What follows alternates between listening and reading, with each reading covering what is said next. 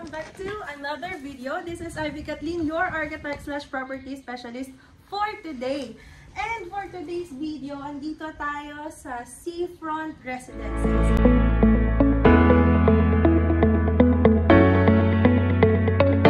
I'll be showing to you, ito yung model house ng Seafront. So tara, pasok tayo! Nga pala, dito tayo nagsimula sa parang garden nila, so sa lanay. And, tara, dito tayo sa loob. So, pagpasok natin from the garden side, move ko lang itong cortina. So, this is the living area, the dining, and the kitchen. So, yung pag nag-turn over sa inyo, ang kitchen niya is until this portion lang. So, if you want to extend, katulad ng nandito sa model house, so pwede naman, pwedeng kayo na lang din yung magpa-construct. Pero yung upon turnover, hanggang dito lang siya. So, depende sa inyo if you want na ganito din, cooktop, or yung naka-separate na gas range. Yeah. Okay? So, yan. Living area, dining, kitchen. And this is the powder room. So, yan. Yan naman yung powder room. Buksan natin yung ilaw. At parang may drama. Yan. And let's go upstairs. Going to second floor. And by the way guys, kapag nag-turnover nung sa hagdan, so yung turnover quality is concrete lang siya. So, if gusto niyo na ganito din, wood planks, pwede naman, pwede kayo magpa-construct, or kung gusto niyo naman ng tiles siya, pwede rin. So, dito sa second floor, yung first room, ito siya, kaya lang for this model house, ginawa niyang office. So, ito yung isang kwarto. Ayan. Ayan yung sukat niya. And, ito naman yung common toilet. Ayan. Back. Then, natin yung, ayan, there's a cabinet. And mirror. Shower area. Next, bedroom 2. So, ito naman yung isang room niya. May bed, tapos dito yung cabinet area. Ayan. Okay. Bedroom 2. And of course, the master's bedroom. Ta-da! That's the master's bedroom. So, sa master's bedroom, ayan, halos window view siya. Showing yung scenery sa labas. And meron din siyang sariling toilet.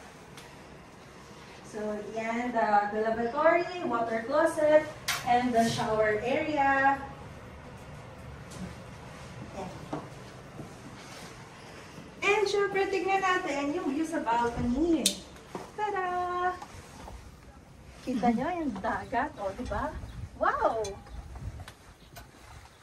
Tamang-tama sa mga mahilig tumambay sa gabi. Tapos, yan yung view ninyo. Tapos, stargazing at night. Tamang shot with the hubby. Ganun. Yan. So, balcony. And then, dito po sa gitna, or in between all the units, is the Diamond Park, which leads to the beach.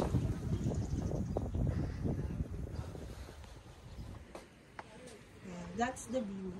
So, from this model house, ayan, kitang-kita niyo yung clubhouse. Okay, so yan yung balcony.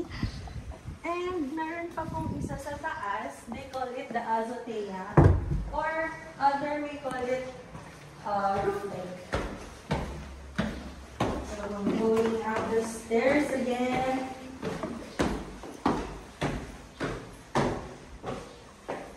And here is the azotea. They call it the azotea.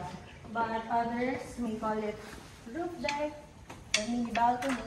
So, ito, para sa mga mahilig din tumambay. So, pwedeng tambayan, kainan, if you want outdoor dining.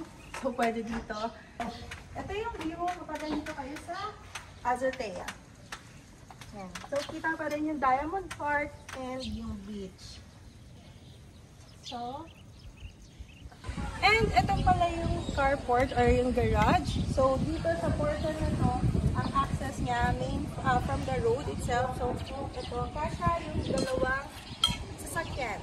So, SUV or sedan or even yung smaller sasakyan, kasha. And then, dito naman, so, we have another room here. So, dito naman sa baba, meron siyang isang room. Pwede sa, if you have a maid or a driver, pwede rin sa mga elderly natin na hindi na kaya umakyat. So, isang room, tapos meron din siyang sariling toilet. Yan. So, yan. Okay.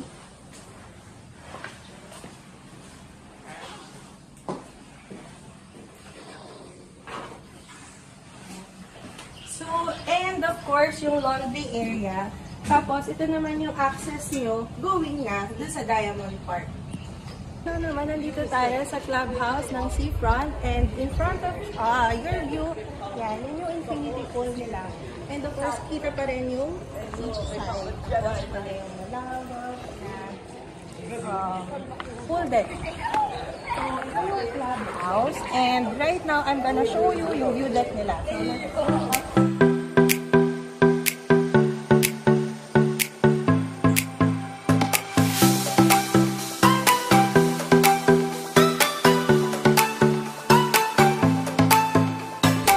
dito sa second floor, dito yung function room nila. They call it Oasis Area. And dito naman yung mga restrooms. So, diretso tayo sa taas for the view deck.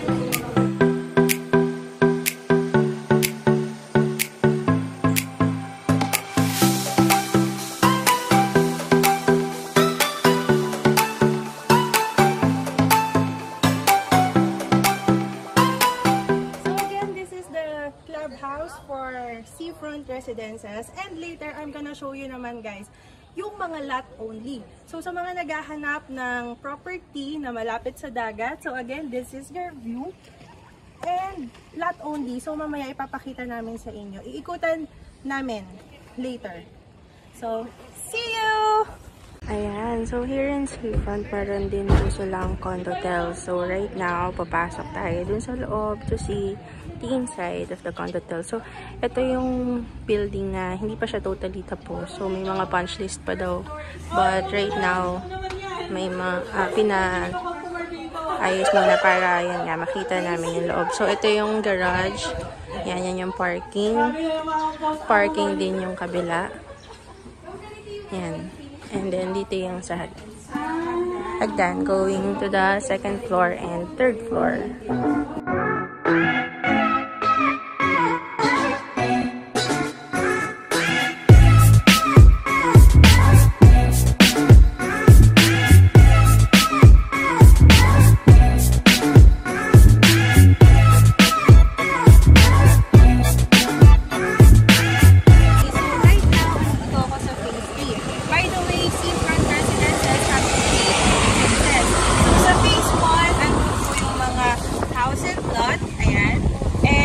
Condotels.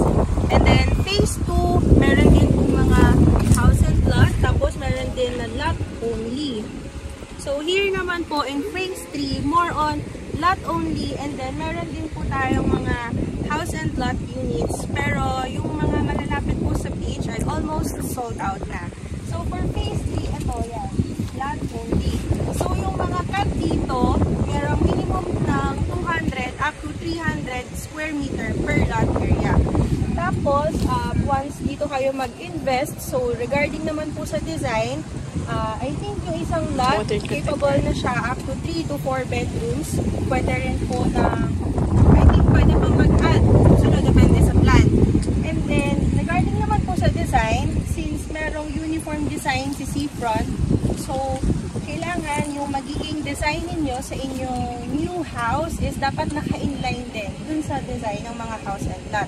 And again, syempre, since more like executive subdivision ito. So, yung floor plan and design kailangan with approval din by the property manager. Okay, so regarding naman po sa price, so yung available dito, nag-range po siya ng 21,500 per square meter and above, depende po sa location. Okay, so regarding naman po sa payment, so yung 10% down payment, payable siya up to 24 months, and then yung 90% naman po is through bank financing. So if you are interested, so ito po, yan yung halos lahat ng lot only is along perimeter fence. Okay, so pwede nyo nang mapakonstruct kung medyo nako-constraint kayo sa mga house and lot. So with this lot only, pwede nyo nang ipagawa yung plan or yung design na gusto ninyo basta naka-inline dun sa design seafront.